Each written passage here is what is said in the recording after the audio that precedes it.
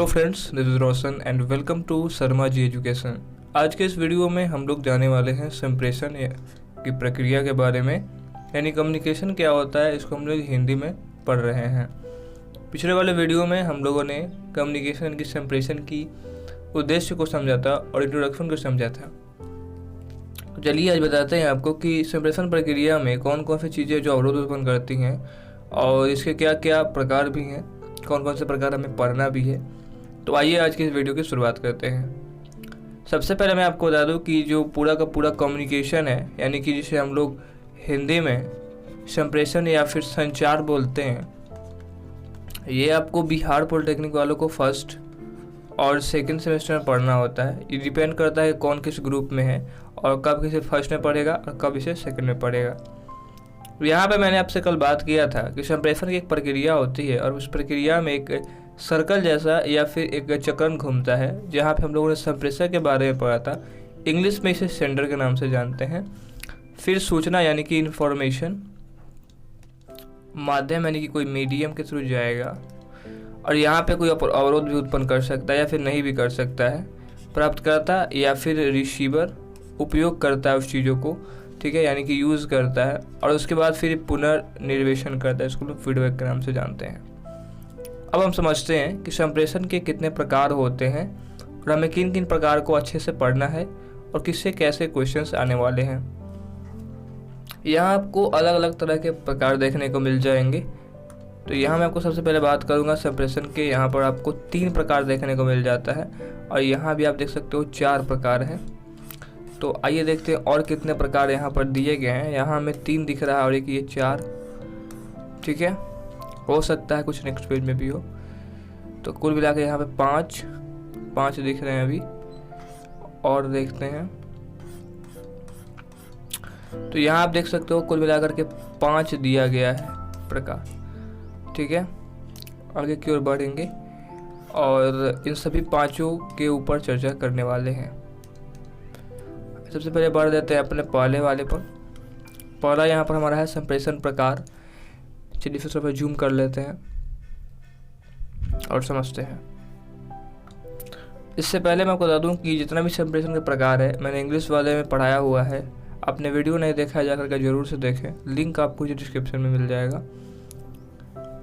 औपचारिक संप्रेषण जिसे हम लोग फॉर्मल कम्युनिकेशन बोलते हैं, इंग्लिश में भी यहाँ लिखा हुआ है, हिंदी में इसे औपचारिक संप्रेषण बोलते हैं।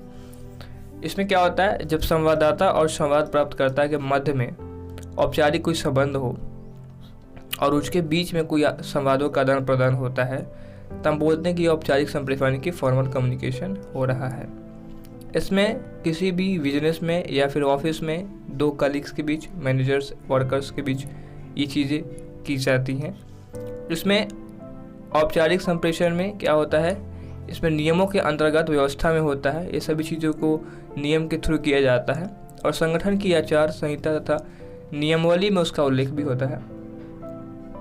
औपचारिक संबंध जो संप्रेषण होता है वो लिखित यानी कि रिटन फॉर्म में होते हैं। मैंने आपको पहले ही बताया था इंग्लिश वाले में। और यह स्थायी होता है।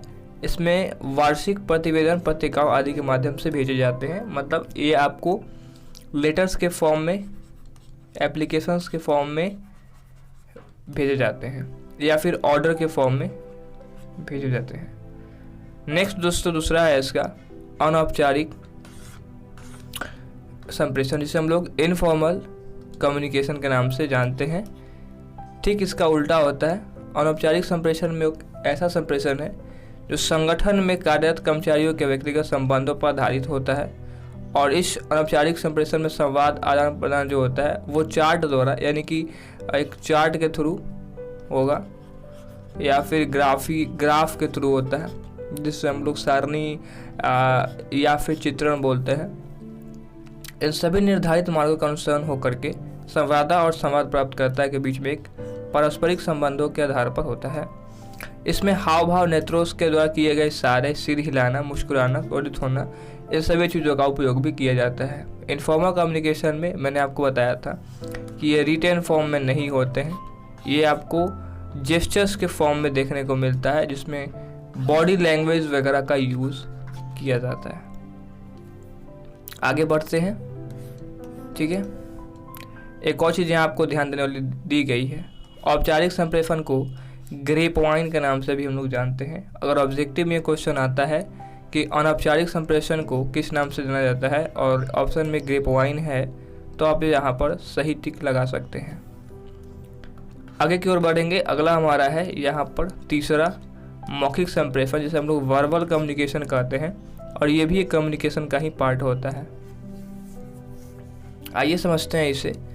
मौखिक संप्रेषण में इसका आशय यह है कि संवाददाता द्वारा कोई भी संवाद होगा, जो इन्फॉर्मेशन अर्थात सूचनाएं होंगी, वो मुंह से यानी कि मुख के द्वारा उच्चारण करके संवाद प्राप्तकर्ता को प्रेषित करेगी या उसको देगी। संप्रेषण एक सर्वाधिक लोग की जो संप्रेषण है यानी कम्युनिकेशन है, वो बहुत ज़्यादा फेमस है और एक अलग तरीका होता है। लॉरेंस ए एप्पल के अनुसार जो मौखिक जो शब्दों का पारस्परिक संप्रेषण होता है, वो एक संप्रेषण की सर्वश्रेष्ठ कला है। और आप लोगों ने देखा है कि जो वर्बल कम्युनिकेशन जो भी मैं आपसे कर रहा हूँ, ये मौखिक संप्रेषण सबसे ज़्यादा यूज़ किया जाता है और ये संप्रेषण जो है ज़्यादा कारगर भी साबित होता है। किसी भी कंपनी में या फिर किसी भी संस्थान में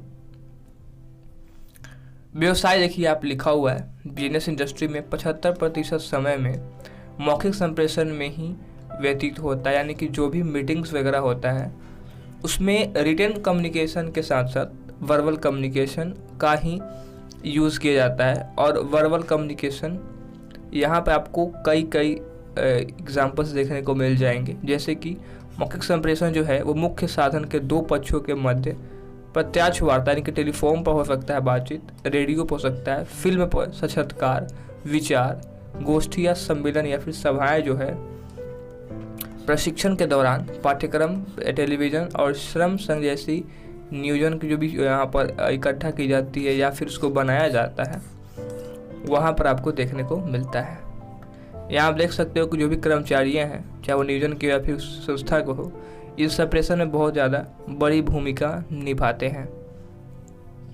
इसका सबसे अच्छा एग्जाम्पल मैं और आप हैं, जहाँ पर मैं आपको अभी बोल करके एक एक चीज़ को समझा रहा हूँ और हमारी जो कम्युनिकेशन है वो इंटरनेट के माध्यम से यूट्यूब के थ्रू आपको हो रही है। आइए समझते हैं कि मौखिक संप्रेषण के क्या क्या लाभ हैं और हमें इसको कितना प्रयोग करना चाहिए। दोस्तों, एग्जामिनेशन में अगर आपको कोई क्वेश्चन पूछता है कि मौखिक संप्रेषण को लिखें, तो आप मौखिक संप्रेषण को कुछ इस प्रकार से लिख सकते हैं जैसे कि आपको यहाँ पर PDF में दिया हुआ है। अगर इसकी लाभ के बारे में बात की जाए तो यहाँ पर आपको 7-8 लाभ दिए गए हैं, जिसका आप जिक्र उस क्वेश्चन के आंसर में लास्ट में कर सकते हैं। चलिए बात करते हैं यहाँ पर कि जो संप्रेषण के प्रमुख लाभ हैं वो कौन कौन से हैं। श्रेष्ठ नेतृत्व में प्रदान करने में सहायक होता है। मगर आप लीडर हैं तो लीडर में ये सबसे ज़्यादा ज़रूरी होता है कि आपका वर्बल कम्युनिकेशन अच्छा हो, और ये आपका काफ़ी ज़्यादा हेल्प करता है। दूसरा जो इसका लाभ है, इस पद्धति से कागजी कार्यवाही कम हो जाती है और समय का भी और धन दोनों की बचत होती है। ये बहुत सही बात है, क्योंकि आप हर चीज़ को अगर मुंह से बोल करके या फिर किसी न किसी वोकल फॉर्म में आप देते हैं तो वहाँ पर समय और जो धन है उस दोनों की बचत होती है। तीसरा जो है वो है मौखिक संप्रेषण अधिकार और प्रत्यायोजन को सरल बना देता है। यानी कि किसी भी चीज़ों को अगर हमें उसके बारे में बताना है तो ये जो संप्रेषण है उसको अधिक सही तरीके से और सटीक तरीके से उसका हम उल्लेख कर सकते हैं या अपने प्रभाव को दर्शा सकते हैं। चौथी जो हमारे लाभ है वो है कि मौखिक संप्रेषण में भावाभिव्यक्ति की जो अधिक प्रभावशाली है और सरलता को समझने में योग्य होती है, अतः संदेशों का जो है तुरंत निवारण हो जाता है। संदेहों का जो है वह तुरंत निवारण हो जाता है। जैसे कि अगर आपको डाउट है कम्युनिकेशन में जो चैप्टर है, तो यहाँ पर मैं आपको बता रहा हूँ तो एक वर्बल कम्युनिकेशंस के फॉर्म में है, और आपको जितने भी डाउट होंगे इस वीडियो को देखने के बाद सॉल्व हो जाएंगे और जल्दी हो जाएंगे, समय बहुत कम लगेगा। अगर इसको रिटन फॉर्म में दिया जाए तो किसी का लेटर को अगर लिखा जाए और किसी के पास भेजा जाए तो समय बहुत ज़्यादा लग जाएगा उस लेटर को पहुंचने पर, और उसके बाद पहुंचने के बाद उसका वापस से उसके उत्तर लिखने तक। इसकी पांचवी जो यहाँ पर लाभ है वो है कि संगठन में समूह भावना का विकास होता है। अब कोई भी एक ग्रुप है और उस ग्रुप में अलग अलग लोग हैं और हमें उसके बीच में कम्युनिकेट करना होता है, तो एक बहुत ही बड़ी रोल प्ले करता है ये वर्बल कम्युनिकेशन, और अपनी जो हमारी भावनाएं हैं उसको व्यक्त करने में ज़्यादा मदद करता है। छठा नंबर है मौखिक संप्रेषण लिखित संप्रेषण की तुलना में अधिक लचीला होता है। यानी कि जब भी हम किसी चीज़ को बोलते हैं तो उसमें हमारे वोकल साउंड जो है, वोकल साउंड और इसके बीच में जो पिच होता है वो बहुत ही बड़ा कारगर होता है। किसी भी चीज़ों को ये संप्रेषण को व्यक्त करने में अगर लिख कर किसी चीज़ को दिया जाए तो उतना कारगर नहीं होता है, उतना प्रभावशाली नहीं होता, लचीला नहीं होता जितना कि आपका वर्बल कम्युनिकेशन यानी कि मौखिक संप्रेषण होता है। 7वें नंबर की बात की जाए तो इस पद्धति से संदेश तुरंत प्रसारित हो जाते हैं। यानी कि वर्बल कम्युनिकेशन से किसी चीज़ को लिखने की ज़रूरत नहीं होती है और ये बहुत ही आसान होता है। जो भी आपके दिमाग में, आपके बीच में भावनाएं हैं, आपके बीच संदेश है, तो आप दूसरे के व्यक्ति तुरंत पहुंचा सकते हैं और ये इजीली पहुंच भी जाता है। इसके लिए किसी माध्यम की ज़रूरत नहीं होती है। 8वां नंबर है मौखिक संप्रेषण से संवाददाता और संवाद प्राप्तकर्ता के जो मध्य पारस्परिक सद्विश्वास होता है उसमें वृद्धि हो जाती है। यानी कि आपने देखा होगा कि कोई भी सेल्समैन आपके घर पे आता है और अपनी बातों को इस प्रकार से कहता है, आपको वो चीज़ें सच भी लगती है और कभी कभी चीज़ें झूठ भी होता है, लेकिन हम उसके बातों पर विश्वास करके उस चीज़ों को खरीदते भी हैं उसकी भावना को समझ करके। तो ये जो है मौखिक संप्रेषण संवाददाता और संवाद प्राप्तकर्ता के बीच में एक अलग प्रकार का सद्विश्वास पैदा करता है और ये कुछ अलग प्रकार का होता है। अगर रिटन फॉर्म की बात की जाए तो वहाँ से बहुत अलग होता है और ये काफ़ी ज़्यादा जटिल भी होता है। लेकिन वही बात की जाए आपसे मौखिक की, तो मौखिक काफ़ी ज़्यादा सरल होता है और सद्विश्वास में इसमें वृद्धि बहुत ज़्यादा होती है। इसके दोष की अगर बात की जाए तो आइए इसके दोष के बारे में समझते हैं। हम लोगों ने यहाँ पर लाभ को समझ लिया था, अब दोष को समझेंगे। तो मौखिक संप्रेषण में कुछ दोष हैं। यहाँ पर मौखिक संप्रेषण करने के लिए दोनों पक्षों के बीच में जो है या संवाददाता और संवाद प्राप्तकर्ता, इसके प्रेषण के समय उपस्थित होना अनिवार्य होता है। अतः प्रत्यक्ष जो है संपर्क के अभाव में संप्रेषण की यह विधि अनुपयुक्त है। कहने का मतलब यह है कि जब इस संप्रेषण का उपयोग किया जाएगा तो सेंडर को और फिर रिसीवर को दोनों को साथ में होना ज़रूरी है, तभी तो कम्युनिकेशन होगा, और नहीं तो ये कम्युनिकेशन नहीं हो सकता है। अगर आप हमारी वीडियोस को नहीं देखेंगे तो कम्युनिकेशन हम दोनों के बीच में नहीं हो सकता है। दूसरी जो यहाँ पर दोष है वो है मौखिक संप्रेषण में लिखित साक्ष्य का अभाव होता है। अतः कोई भी पक्ष अपनी स्थिति से विमुख हो सकता है, जिससे वैधानिक कार्यवाही कार्यक्रम में कठिनाइयाँ उत्पन्न हो सकती है। अब जो भी चीज़ हम लोग बोल रहे हैं यहाँ पे आपको लिखित और वोकल यानी कि वॉइस दोनों मिल रहा है, तो यहाँ पर फॉर्मल और वर्बल कम्युनिकेशन दोनों है। लेकिन इस कम्युनिकेशन का प्रयोग हम लोग कार्यवाही या फिर कानूनी तौर से नहीं कर सकते हैं, क्योंकि हो सकता है कि सामने वाला जो सेंडर था, जो बातचीत के समय अपने जो भी चीज़ें बताई थी वो बाद में उससे मुकर भी सकता है। इसीलिए इसका प्रयोग हम लोग उतना कार्यवाही के समय या फिर वैधानिक कार्रवाई के समय नहीं करते हैं। तीसरे यहाँ पर जो इसका डिमेरिट यानी कि दोष है वो है कि मौखिक संप्रेषण जो है वो भावी संदर्भ के लिए अनुपयुक्त है। यानी कि कोई भी यहाँ अगर बात की जाए आपसे कि मौखिक संप्रेषण भावी संदर्भ के लिए अनुपयुक्त, यानी कि वहाँ पे ज़रूरी नहीं होता है। चौथी जो यहाँ पर इसके दोष हैं वो है मौखिक संप्रेषण में संवाददाता को संवाद के प्रेषण में प्रायः सोचने के लिए समय कम मिलता है। ऐसी स्थिति में दोनों पक्षों के बीच तनाव या मनमुटाव देखा जा सकता है। लिखित फॉर्म में यदि मैं आपसे बताऊं तो उसमें आपको ज़्यादा समय लगता है, क्योंकि आपको सोच कर लिखना होता है।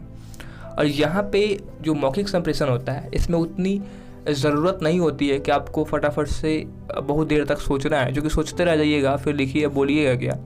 तो उसके लिए हमें तुरंत डिसीजन लेना पड़ता है और हमें क्या करना है ये उतना हमें समय नहीं मिल पाता है जितना लिखने में मिलता है। तो इस प्रकार से इस घटना में हम कहीं मनमुटाव भी देख सकते हैं। हो सकता है कुछ अपशब्द या फिर गलत निकल गया हो और सामने जो रिसीवर है यानी जिसे हम लोग संवाददाता बोल रहे हैं या फिर दर्शक या फिर लिसनर बोल सकते हैं, उसको वो बातें अच्छी नहीं लगी हैं, तो वहाँ पे तनाव या मनमुटाव हो सकता है। अब आगे बात करेंगे आपसे कि लिखित संप्रेषण क्या होते हैं। और यहाँ पे हम लोगों ने सबसे पहले फॉर्मल को देखा था, उसके बाद इनफॉर्मल को देखा, वर्बल कम्युनिकेशन की मौखिक को देख लिया है। आप समझते हैं लिखित संप्रेषण क्या होते हैं। तो दोस्तों सबसे पहले मैं आपको बता दूं कि लिखित संप्रेषण में जो भी चीज़ हम लोग इन्फॉर्मेशन को सेंड करेंगे तो वो लिखित फॉर्म में होगा, यानी कि रिटन फॉर्म में होगा, जिसे हम रिटन कम्युनिकेशन बोलेंगे। लिखित संप्रेषण तात्पर्य होता है कि संवाददाता जो है किसी संवाद को लिखकर या मुद्रित रूप से यानी कि प्रिंट करके प्रेषित किया करे। ठीक है, फॉर एग्जाम्पल के लिए जो पत्रिकाएं आती हैं, जो पुस्तकें आते हैं, जो पोस्टर जो बुलेटिन छपते हैं, वो सभी किस फॉर्म में होते हैं? रिटन फॉर्म में होता है।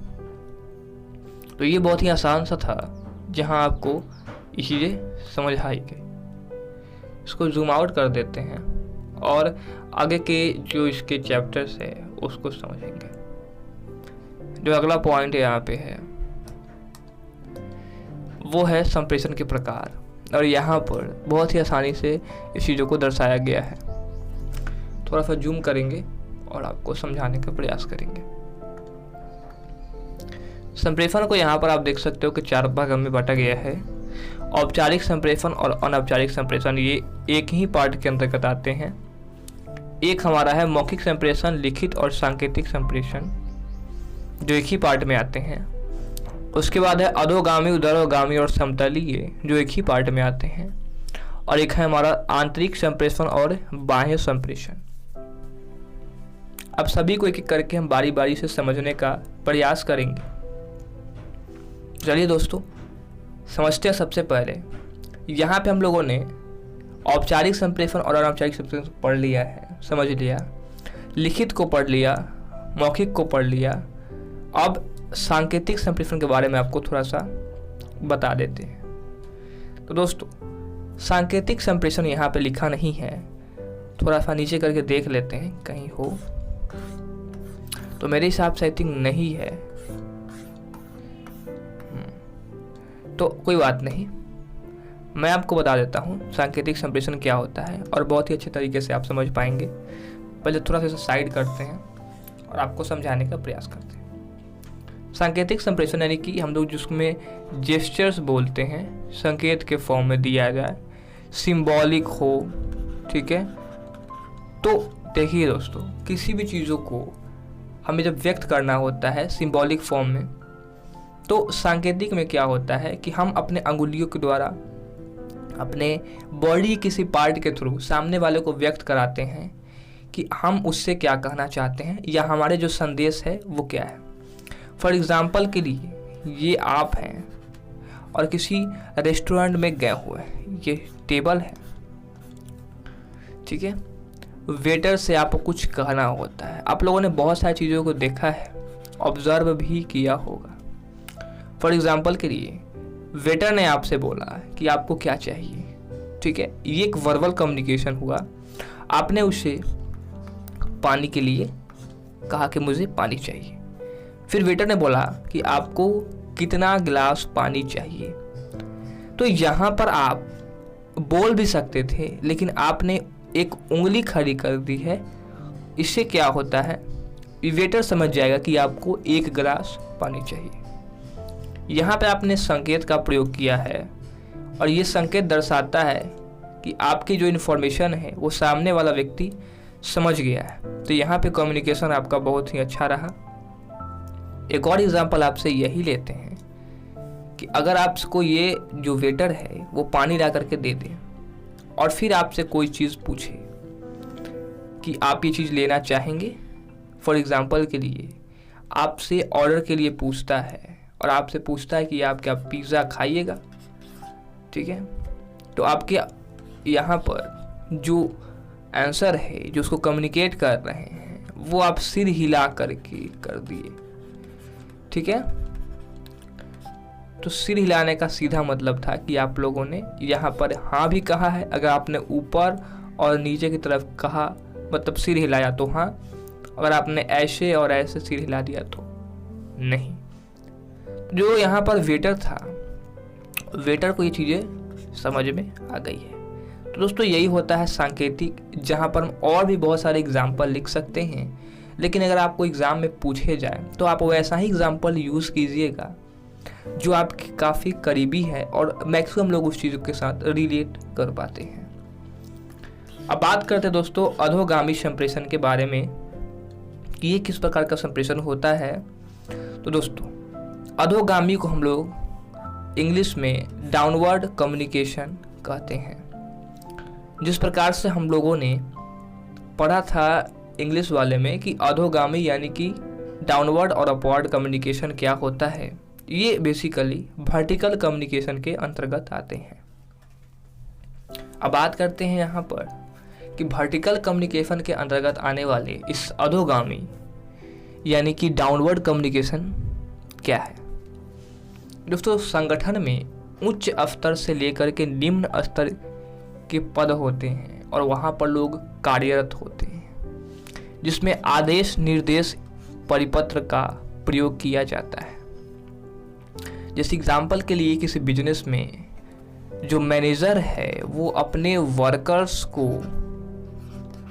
कोई ऑर्डर देता है तो मैनेजर का जो पद है वो ऊंचा होता है कंपेयर टू वर्कर्स, इनके पद जो है वो नीचे होते हैं। तो जो ये लेटर लिखेगा या फिर आदेश देगा ऑर्डर लेटर, वो नीचे की तरफ आते हैं, मतलब नीचे वाले पद पर जाएगा, तो जिसको हम लोग बोलते हैं कि डाउनवर्ड कम्युनिकेशन हो रहा है।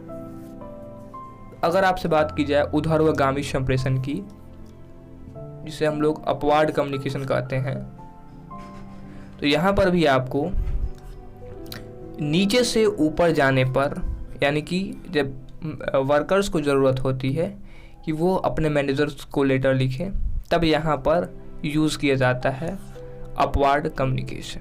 जैसे इसको कोई छुट्टी चाहिए या फिर कोई काम है या इसने कोई ऐसी चीज़ें बनाई हैं या कोई काम किया है और इसको पहुंचाना है इस मैनेजर के पास, तो यहाँ पर जो कम्युनिकेशन यूज़ होता है वो होता है हमारा अपवार्ड कम्युनिकेशन। अब बात करते हैं आगे समतलीय संप्रेषण यानी कि इक्वल लेवल कम्युनिकेशन की।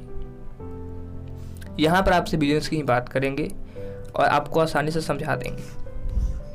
समतलीय संप्रेषण में भी बहुत ही आसान होता है, क्योंकि एक बिजनेस में एक ही पद पर बहुत सारे लोग काम करते हैं, जैसे वर्कर्स हो गए। अब ज़रूरी नहीं है, ये पॉसिबल ही नहीं है किसी कंपनी में सिर्फ और सिर्फ एक वर्कर्स ही काम करें, ठीक है। तो एक से ज़्यादा वर्कर्स काम करते हैं और सभी का जो पद है वो एक जैसा होता है। तो यहाँ पे जो कम्युनिकेशन होगा वो कहलाएगी हमारा कि ये इक्वल लेवल कम्युनिकेशन है, यानी कि वर्कर्स टू वर्कर्स कम्युनिकेशन। संगठन में एक ही स्तर के माध्यम होने वाला संचार समतलीय संचार कहलाता है। किसी अधिकारी द्वारा अपने समकक्ष अधिकारी को भेजा गया पत्र इसका उदाहरण है। ये भी एक अच्छा एग्जाम्पल इन्होंने दिया है कि एक अधिकारी दूसरे अधिकारी को जब पत्र लिखता है तो दोनों के जो पद हैं वो सेम है। तो इस प्रकार के जो कम्युनिकेशन होंगे वो समतलीय कम्युनिकेशन या फिर संप्रेषण कहलाएंगे। अब बात करते हैं आंतरिक संप्रेषण क्या होता है। इंटरनल कम्युनिकेशन संगठन या विभाग के भीतर का जो संचार है वो प्रवाह आंतरिक संचार कहलाता है, कहा जाता है। यह अधोगामी, ऊर्ध्वगामी और समतलीय तीनों हो सकता है। यानी कि किसी भी संगठन के अंदर जो भी चीज़ें यूज़ की जाती है, जो कम्युनिकेशन बनाया गया है और वहाँ पर इसका उपयोग होता है, तो वो कहलाता है आंतरिक संप्रेषण। अब इसमें ऊर्ध्वगामी, अधोगामी और समतलीय तीनों हो सकता है। इसमें देखा आप लोगों ने तीनों में कि जितने भी यहाँ पर कम्युनिकेशन हुए हैं वो उस कंपनी के वर्कर्स या फिर जो भी उसमें एम्प्लॉय काम कर रहे हैं उन्हीं के साथ हुआ है। आगे की ओर बात करेंगे। यहाँ पर बाह्य संप्रेषण क्या होता है। बाह्य संप्रेषण मतलब कि एक्सटर्नल कम्युनिकेशन, किसी संगठन के द्वारा अपने संगठन या फिर उपक्रम से बाहर या किसी अन्य संगठन से किया गया संचार जो है वो बाह्य संचार की श्रेणी में आता है। यानी कि जब दो कंपनियां आपस में कम्युनिकेट करती है किसी भी पर्पस के थ्रू, हो सकता है कोलैब के थ्रू या फिर मर्ज के थ्रू, तो वहाँ पर जो कम्युनिकेशन होगा वो कहलाएगा हमारा कि बाह्य संप्रेषण है, क्योंकि इसमें 2 अलग अलग कंपनियां मौजूद हैं। अब यहाँ पर आपको कुछ संप्रेषण की आवश्यक शर्तें दी गई हैं, इसे आप जरूर से पढ़ लेना। इस पीडीएफ का जो लिंक है आपको नीचे डिस्क्रिप्शन में दिए गए टेलीग्राम चैनल पर आपको मिल जाएगा। यहाँ पर कुछ पॉइंट दिए गए हैं जहाँ आपको पढ़ना बहुत ही ज़्यादा ज़रूरी है। यहाँ पर कुछ क्वेश्चंस भी दिए गए हैं, जैसे कि निबंधात्मक प्रश्न संप्रेषण को परिभाषित करते हुए इसको उद्देश्य तथा महत्व को पर प्रकाश डालिए। ऐसे और भी बहुत सारे क्वेश्चन लघु तर्ज में क्वेश्चन है यहाँ पर। संप्रेषण क्या होते हैं, लिखित संप्रेषण क्या है, मौखिक संप्रेषण क्या है, तो ऐसे ही दोस्तों क्वेश्चन है वो आपके एग्जाम में पूछा जाएगा। ऑब्जेक्टिव की बात करें तो यहाँ पे आपको ऑब्जेक्टिव टाइप में भी कुछ क्वेश्चन दिए गए हैं, जिसे हम लोग बोलते हैं बहुचयनात्मक प्रश्न। तो ये मल्टीपल चॉइस क्वेश्चन है। तो दोस्तों ये वीडियो आपको कैसा लगा नीचे कमेंट में आप ज़रूर से बताइएगा। और ये आज की हमारी लास्ट वीडियो थी संप्रेषण की, जहाँ पे हम लोगों ने समझ लिया। इसके 2 वीडियो हैं, मैं आपको फिर से बता दे रहा हूँ कि पहले वाली वीडियो पोस्ट हो चुकी है, आप चैनल से देखें, फटाफट जाकर जरूर से देख लीजिएगा। इस चैनल पर पहली बार आए हैं सब्सक्राइब जरूर से कीजिएगा, वीडियो को लाइक कीजिए। मिलते हैं अगले वीडियो में। यदि आप कोई चीज़ें समझ में नहीं आई है कमेंट करना, मैं ज़रूर से आपका उस डाउट को क्लियर करने का प्रयास करूँगा। तो दोस्तों मिलते हैं अगले वीडियो में, फिलहाल इस वीडियो में इतना ही। नमस्कार।